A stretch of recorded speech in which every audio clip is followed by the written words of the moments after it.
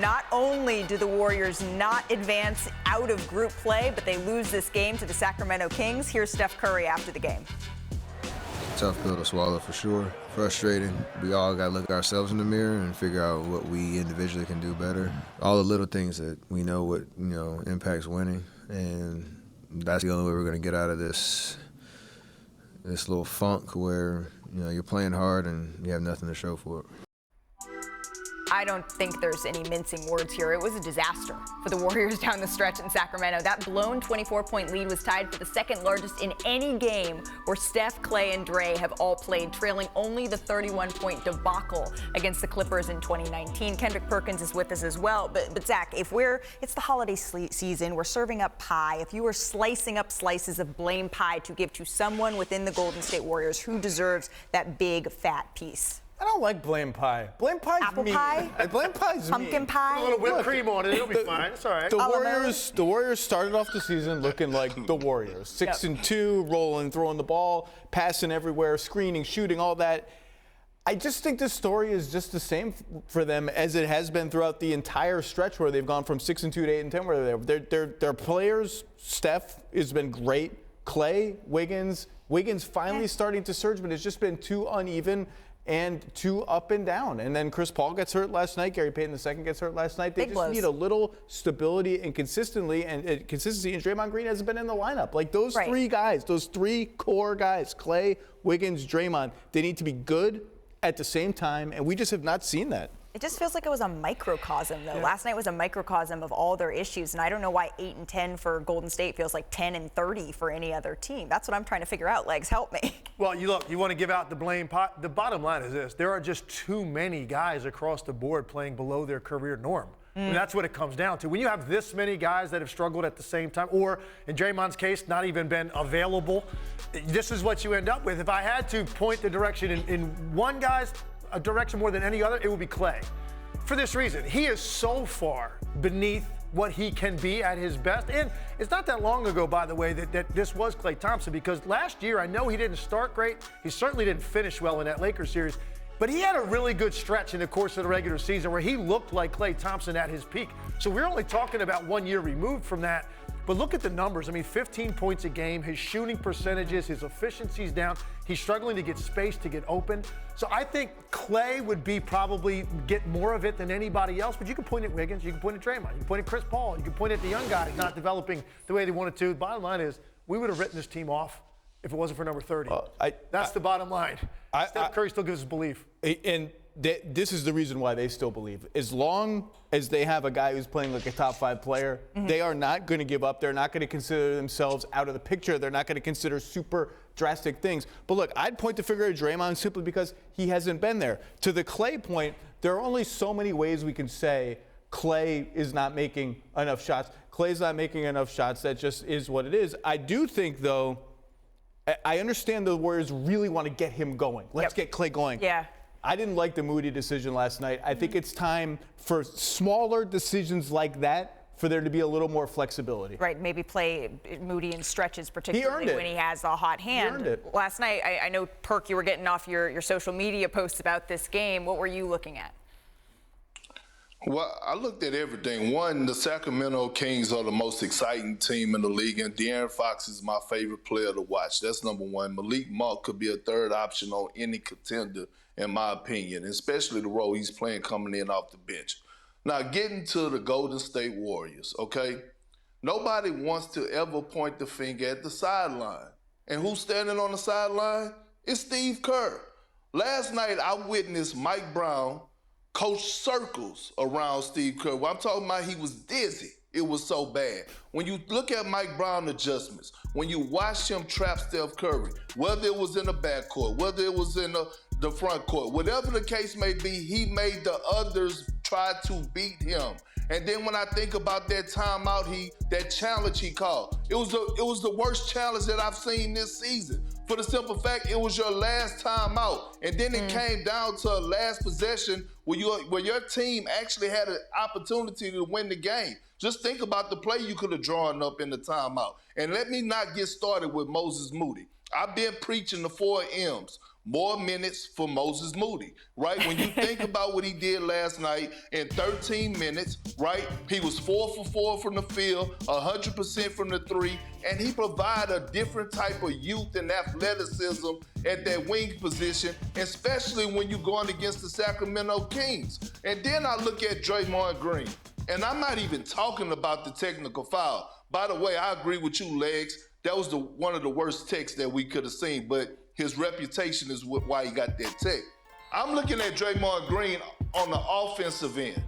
Draymond Green right now is allergic to the basket. When he catches the ball, he have clear driving lanes. He has little opportunities for floaters in the paint. He's not even looking to shoot his 3-ball right now. And if teams are going to continue to put their attention on Klay Thompson and Steph Curry, and teams are going to continue to blitz Steph Curry, and Draymond Green is going to be the guy that is rolling to that nail spot, he has to be an offensive threat. And I'm not talking about spraying out to corners. I'm actually talking about getting points. Last season, in 9 games, they were 6-3 when Draymond scored over 15 points. 2 of those games were in the playoffs when they was 2-0 because he scored over 20. He got to be more effective offensively.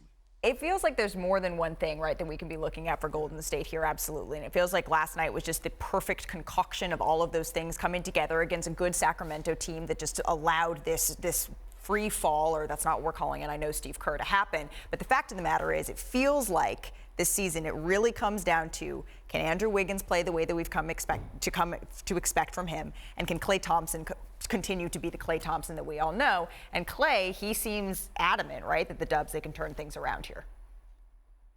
Stick with it, not get discouraged by a bad night tonight, and realize we're going home with an opportunity to right the ship. I still have wholehearted belief in this team that we can do some special things. Do you still see that path for the Warriors to right the ship and accomplish some special things, as Klay says? Hell no. Hell no. It's too disjointed. It's too disjointed. It's not there no more. The same energy is not there no more. Legs, you and I and Malika, and I believe it was Zach or Wendy, we talked about this a couple of weeks ago. It's the body language for me. It's the pouting, especially when you think about Klay Thompson, right? And like I said, it's bigger than basketball when it comes to him. I think right now we could talk about, you know, the tension, or if you want to call it tension, between him and the front office for us getting his contract done. But when I look across the board, I just don't see that same swag. I don't even see it out of Steph Curry no more. You see it occasionally, but you don't see it consistently. And I see a Golden State Warriors that look depleted, that look like they're just tired, and look like it's ran its course.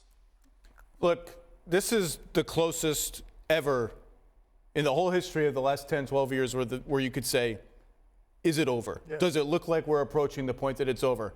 I will not bury these guys until it's over.